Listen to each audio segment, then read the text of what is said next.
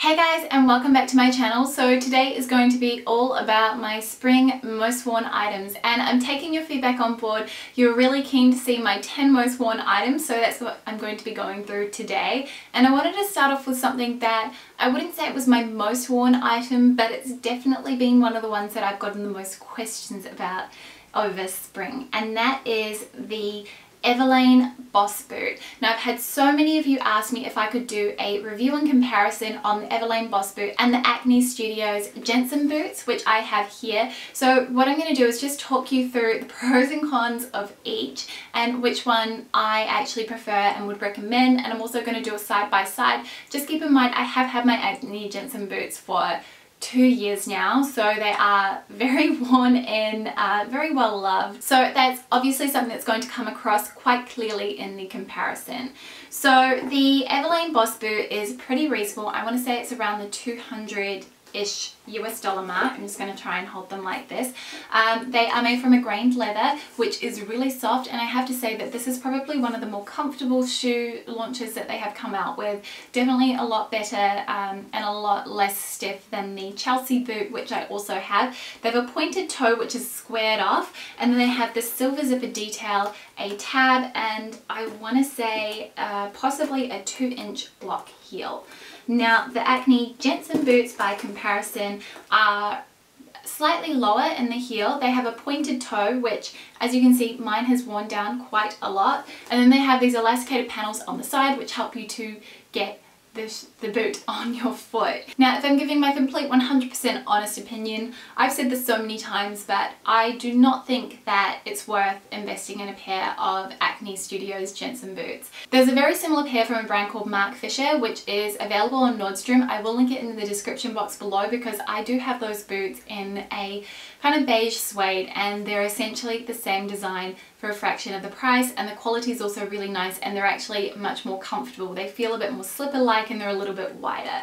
Now, I made the mistake of wearing these when we had extreme flooding in Sydney, so they did get quite waterlogged. I have had them resold a couple of times, but I just seem to wear the tip. They're no longer pointed anymore, which I think was probably one of the more attractive features of the boot. And the leather itself has worn a lot. As you can see, it's stretched out quite a lot to kind of meld to the contours of my foot.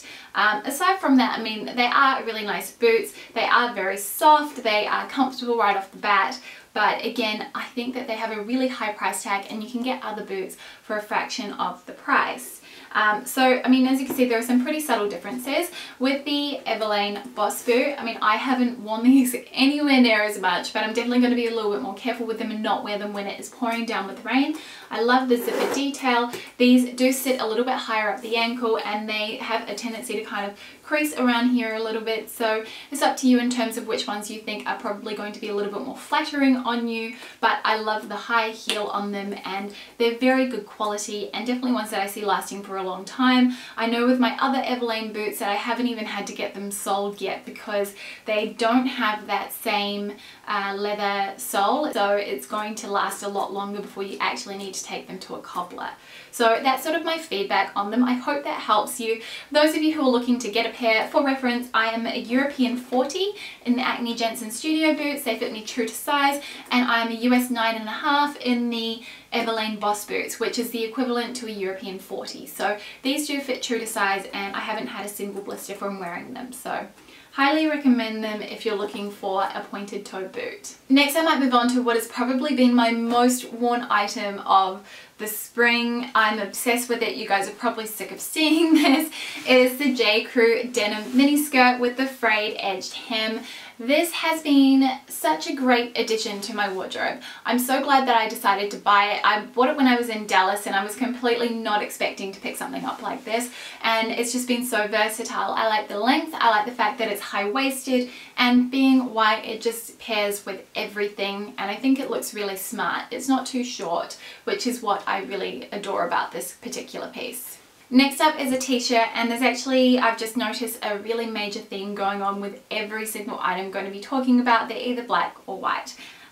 but it's this t-shirt from Brandy Melville. This is black with a white thin stripe. I adore this. I bought this online using mail forwarding. I will drop the details for the mail forwarding service I use in the description box below in case you want to actually buy things from brands like Brandy Melville, but I will link a similar one that's on ASOS that I saw that is essentially the same thing. But this is just really easy. I love how soft the cotton is on this. Brandy Melville do really beautiful soft cotton t-shirts, and I like the neckline. It's just one of those things that I can throw on with absolutely everything. Let's mix things up again and go back to shoes, and I really want to talk about these Chanel inspired Vanelli pumps.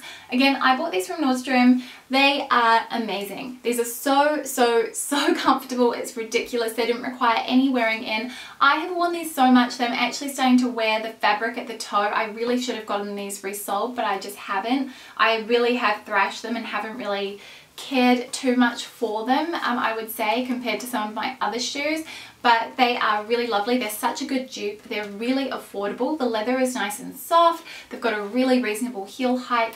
I actually did buy these in the charcoal wool version. If you saw my recent Black Friday haul, which I will link up here so you can check them out.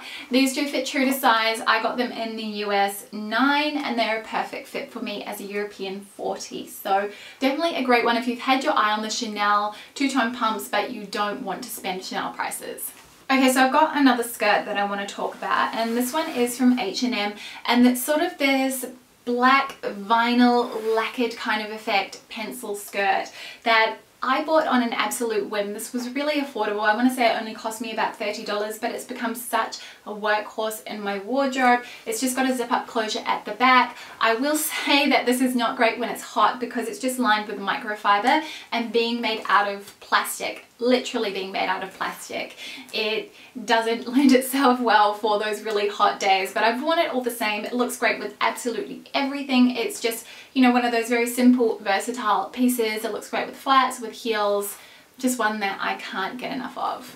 Another top that I've worn absolutely loads this spring is this white and black polka dot top from Suzanne. I actually thought it was Susan, but I heard a podcast and it's actually Suzanne. This has these wonderful ruffle sleeves. It is just so quirky, it's fun, it adds a bit of print into my wardrobe. You guys can probably guess I just wear so much monochrome, so I like being able to mix things up with something like this. It's very smart, it's something that I can wear to the office, but I still feel like it's got a bit of personality to it as well. Now this is sold out, but I've seen so many similar tops like this, so I will link those in the description box in case you want to check them out, or if you've been on the hunt for something that looks like this but maybe isn't this particular one.